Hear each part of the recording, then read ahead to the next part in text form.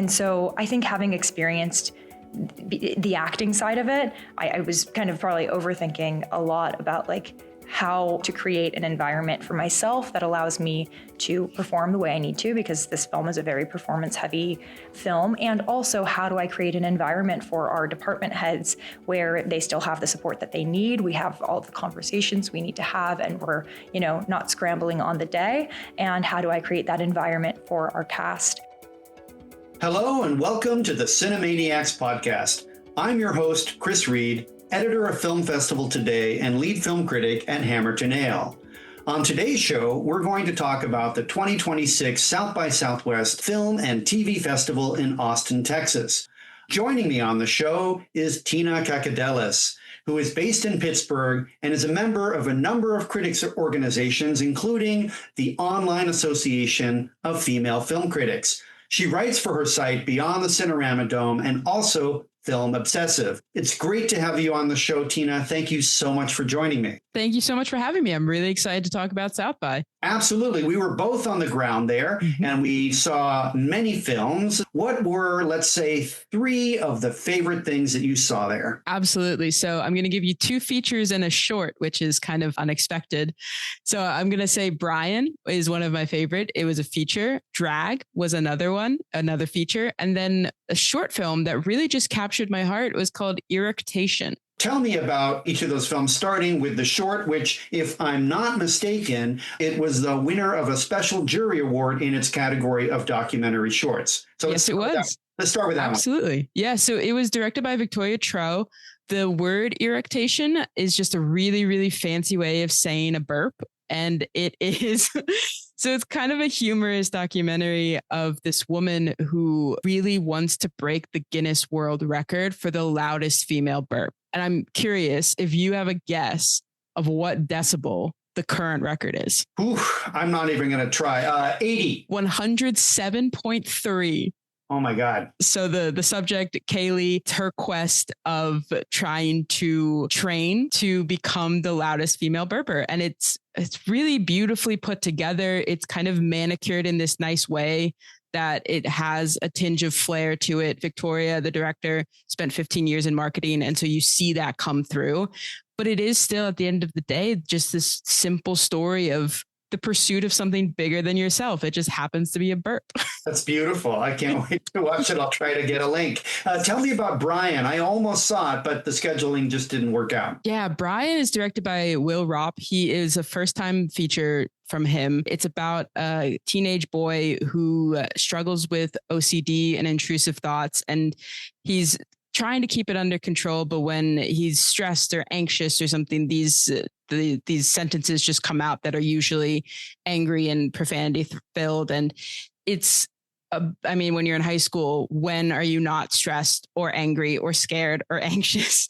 And so it's about him, similarly to Irritation, actually, about him wanting to feel good at something, wanting to be considered like the guy to go to for this specific thing. Like his brother is really great at sports. He's got all these trophies, but Brian is known for these outbursts. And so he decides he's going to run for class president. And it's the sort of dark humor of him trying to fit in a place that he doesn't yet understand. And it's all led by Ben Wang, who plays Brian from The Long Walk, who's going to be in Hunger Games. And he's just an incredible performance in that film. And he was the lead in American Born Chinese, right? I think so, yeah. And then he's going to be in the Sundance movie that came out from the Wet Hot American Summer guys, Gail, Daughtry, and the Celebrity Sex Pass. Oh, okay. So he's got a wide range. Yeah, and he's clearly having a moment. I really liked American Born Chinese, that Disney Plus show. Your final film was Drag, so tell me about that. Drag is directed by Raviv Ullman, who you mentioned Disney. He, in his teenage years, was on Phil of the Future, a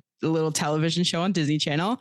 So directed by Raviv Ullman and Greg Jagelnitzer. It's kind of been the easiest movie, I feel like, to sell to friends and family since coming back. These 2 sisters break into a house and one of them throws out her back 20 minutes before the guy who owns the house is going to come back. So she has to get dragged through the house trying to escape. It's really fun. It's John Stamos is in it. Lizzie Kaplan is one of the leads. Lucy DeVito. Yeah, Lucy DeVito, who's Danny DeVito's daughter, is the other sister. It's the 2 of them.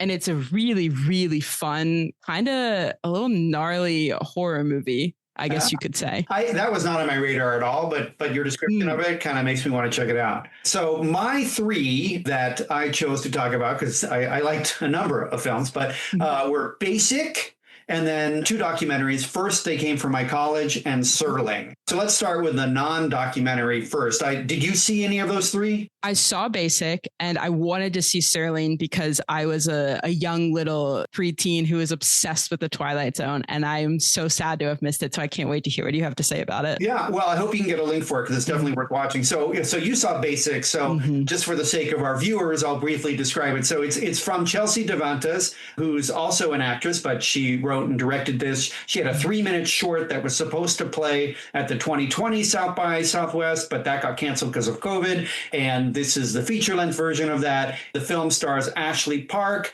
and Leighton Meester, and Ashley Park plays a woman who thinks she's happily in love in her relationship, but then she starts never do this, right?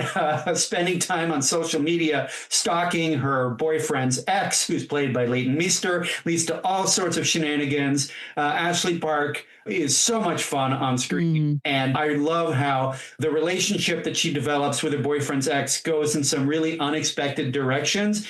And there was so much great energy watching it at the premiere at South by. And I hope the film does well outside. It's a female-driven comedy that is just a delight to watch, and I loved it. Let's go now and have a downer moment.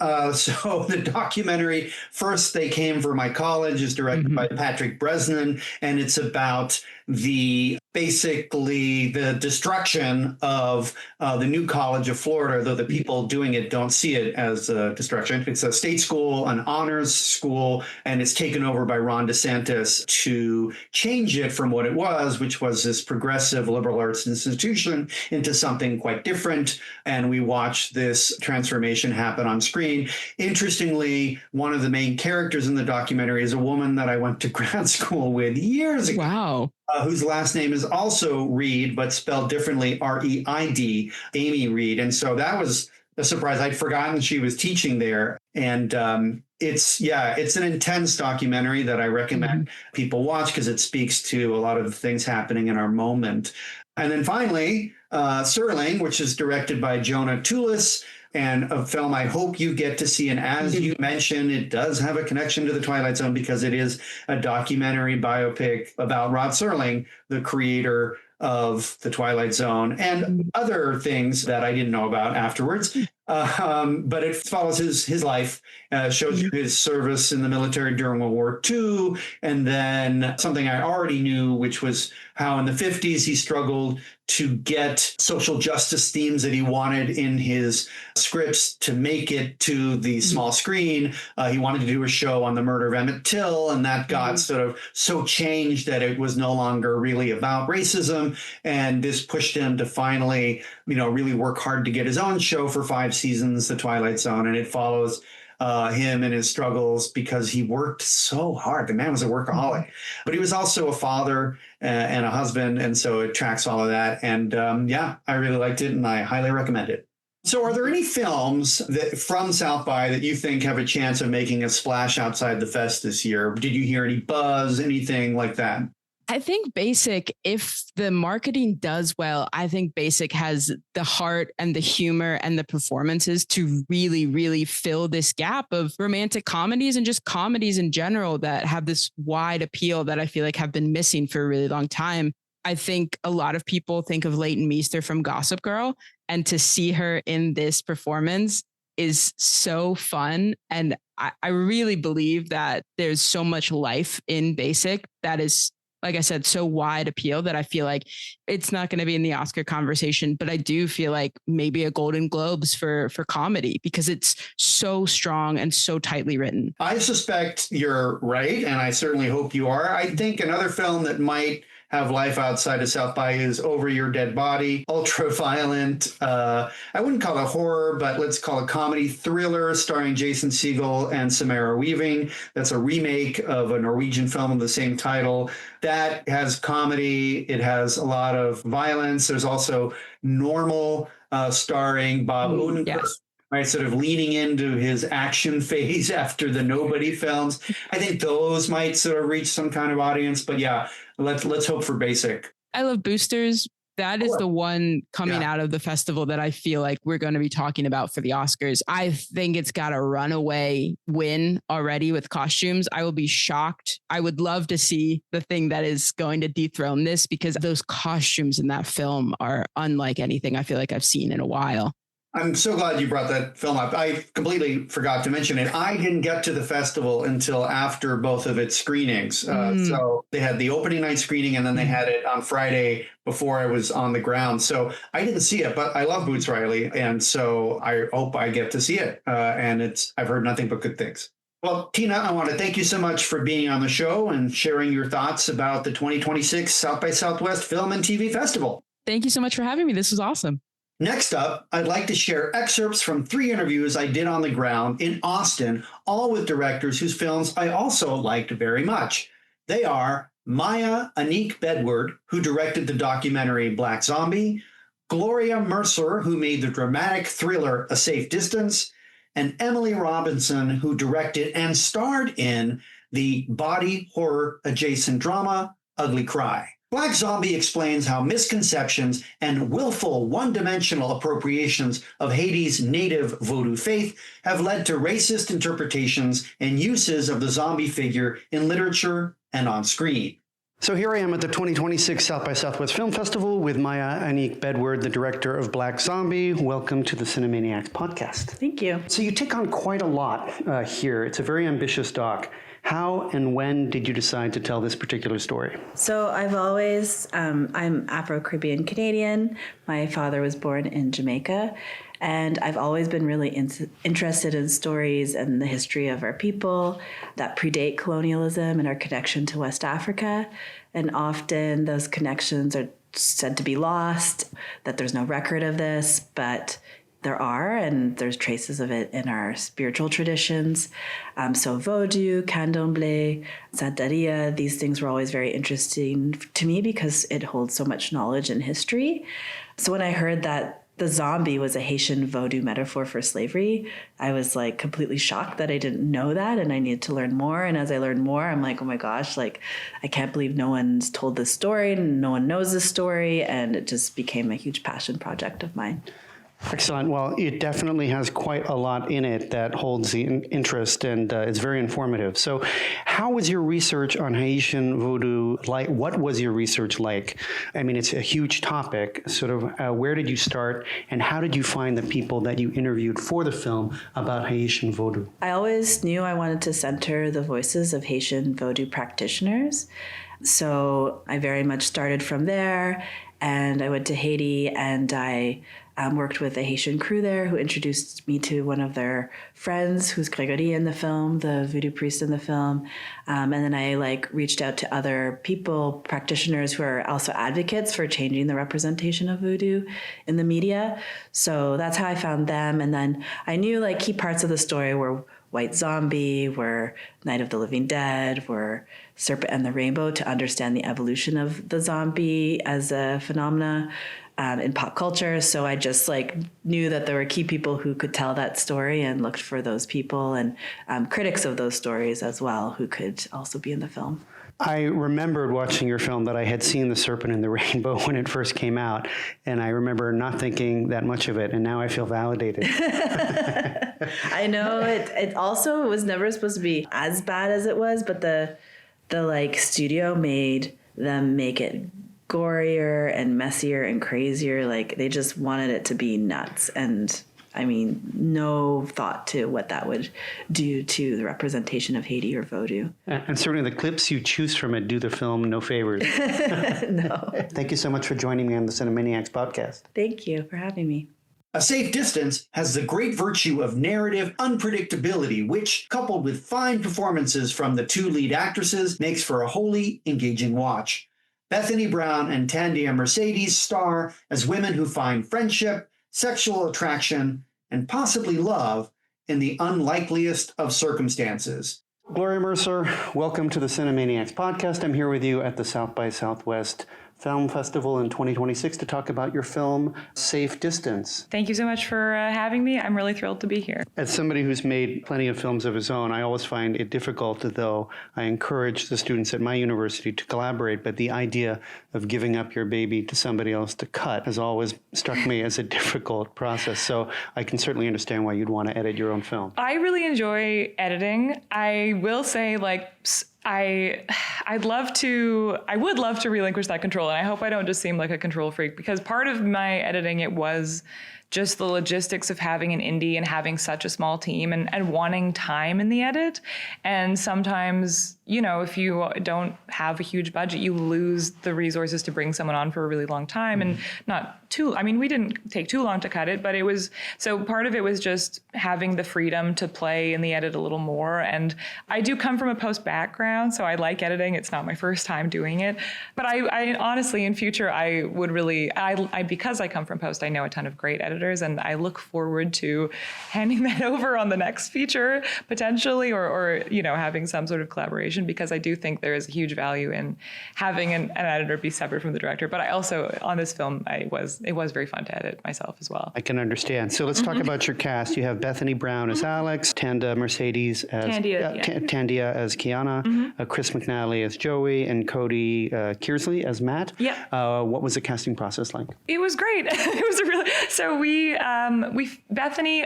Firstly, I'll say all of our cast are wonderful, BC, from Canada locals, and so I just love that. I love putting as much of our home talent on screen as I can, and they were great, and I'm so happy we have them.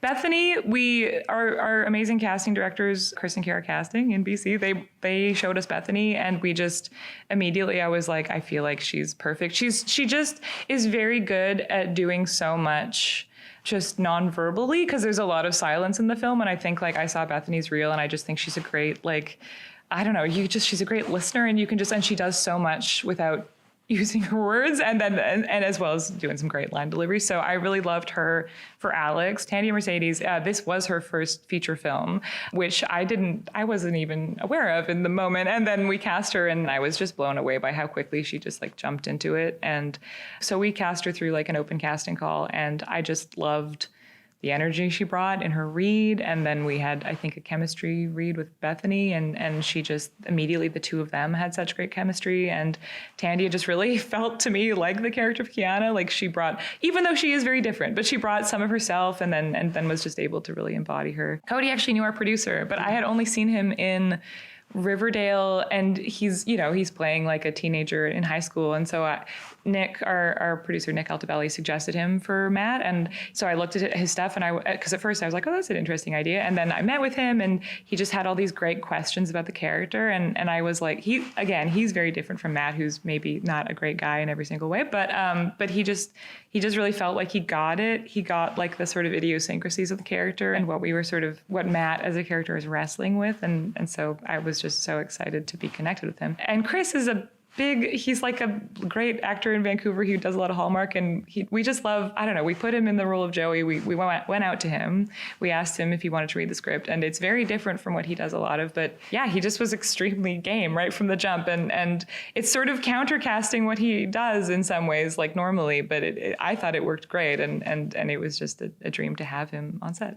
Well, Gloria, thank you so much for talking to me for the Cinemaniacs podcast, and I wish you all good things with the film. Thank you so much for having me. In Ugly Cry, a young actress who should be focusing on performance instead becomes obsessed with making her face show as little emotion as possible. You wouldn't want to scare people with the ugliness of real pain now, would you? Here I am at the 2026 South by Southwest Film Festival with director and actor Emily Robinson of Ugly Cry. Welcome to the Cinemaniacs podcast. Thank you so much. I'm so happy to be here. You've made 3 shorts prior to this as a director. Really 2, but one of them was a photo montage that I made in high school that somehow wound up on YouTube and then wound up on IMDb, which is humiliating. Okay. So you've made 2 shorts, Yes. right? This one. Thank you. And you also acted in those, if I'm correct. Yes.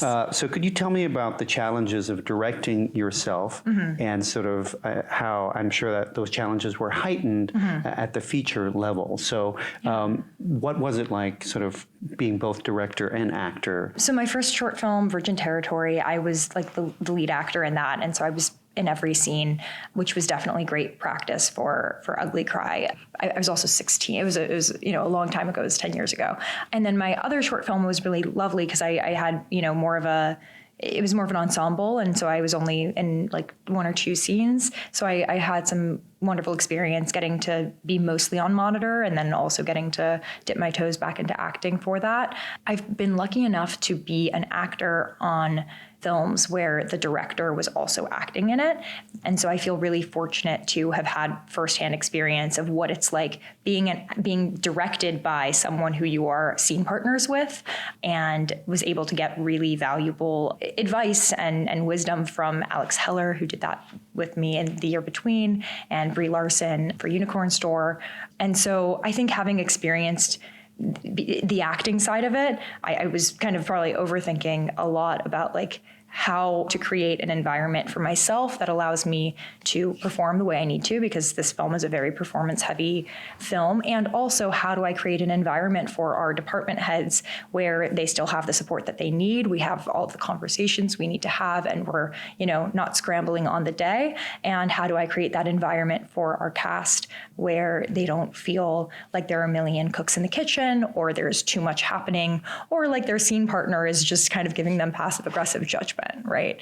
So how do we create this environment that feels super collaborative and creative and exciting while I'm kind of running around and wearing all these hats? And the way that I did that, I think, I hope, was just completely over preparation.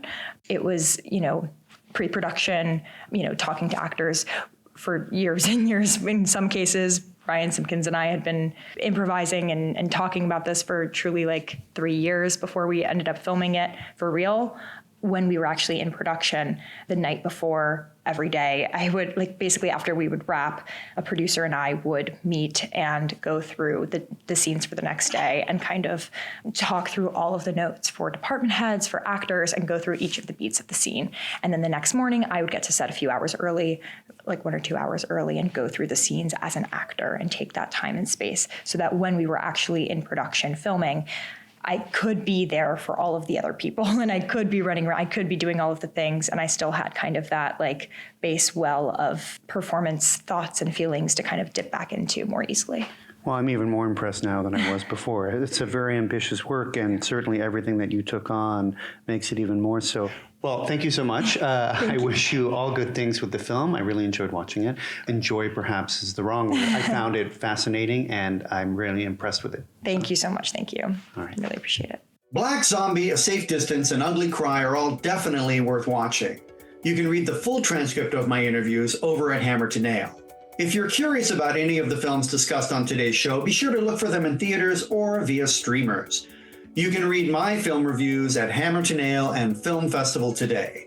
For the Cinemaniacs podcast, I'm your host, Chris Reed. Thanks for joining me, and I'll see you at the movies.